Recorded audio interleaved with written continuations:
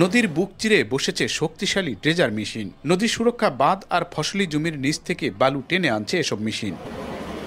নওগাঁর মহাদেবপুরের আত্রাই নদীর একাধিক পয়েন্ট থেকে বিরামহীন চলছে বালু তোলার এই কর্মযজ্ঞ। এতে ধসে পড়ছে নদী সুরক্ষা তীর, নষ্ট হচ্ছে ফসলি জমি। এর প্রতিবাদে স্থানীয় প্রশাসনের কাছে একাধিক অভিযোগ দেওয়ার পাশাপাশি মানববন্ধন করেন এলাকাবাসী। বালি ও মাটি ব্যবস্থাপনা আইনে বলা হয়েছে, নদীর বাঁধ অথবা ফসলি জমি থেকে বালি ও মাটি কেটে তোলা যাবে না।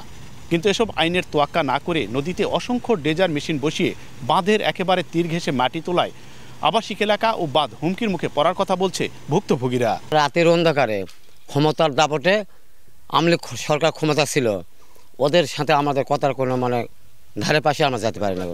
প্রতিবাদ করতে গেলে আমি মারও খাইছি ওদের হাতে।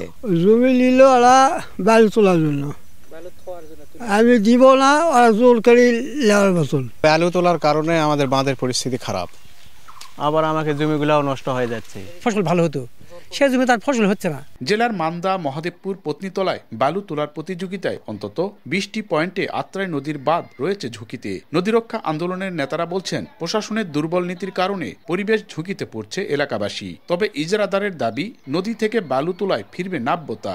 এ ব্যাপারে যদি কার্যকর ব্যবস্থা সংশ্লিষ্ট মহল না করে, পানি উন্নয়ন বোর্ড যদি না করে, তাহলে তীব্র আন্দোলন করে তুলবে। প্রতি বছর টেন্ডার হয়, টেন্ডার মাফিকে আমরা এই বালুগুলো উত্তোলন করে আমরা পরিচালনা করে আসতেছি নদীর নাব্যতা ফিরানোর জন্য। এদিকে নীতিমালা লঙ্ঘন করে মাটি ও বালু তোলা বন্ধে ক্ষতিগ্রস্ত বাসিন্দাদের প্রশাসনের বিভিন্ন দপ্তরে দেওয়া লিখিত অভিযোগের ভিত্তিতে ব্যবস্থা নেওয়ার আশ্বাস প্রশাসনের। স্থানীয় লোকজন যারা ক্ষতিগ্রস্ত হচ্ছে, প্লাস আমরা আমাদের যেহেতু অবকাঠামো আছে, আমরাও যেহেতু ক্ষতিগ্রস্তের মধ্যে পড়ব, সরকার ক্ষতিগ্রস্ত যদি হয়ে থাকে সেক্ষেত্রে জিনিসটা পুঙ্খানুপুঙ্খভাবে দেখতে হবে আর কি, যে আসলে তারা তাদের লোকেশনে আছে কিনা, তাদের লোকেশন থেকে অন্য জায়গায় গেছে কিনা। যদি এরকম আমরা অভিযোগ পাই যে কেউ বাঁধের ক্ষতি করছে, তাহলে আমরা অবশ্যই এর বিরুদ্ধে ব্যবস্থা নেব।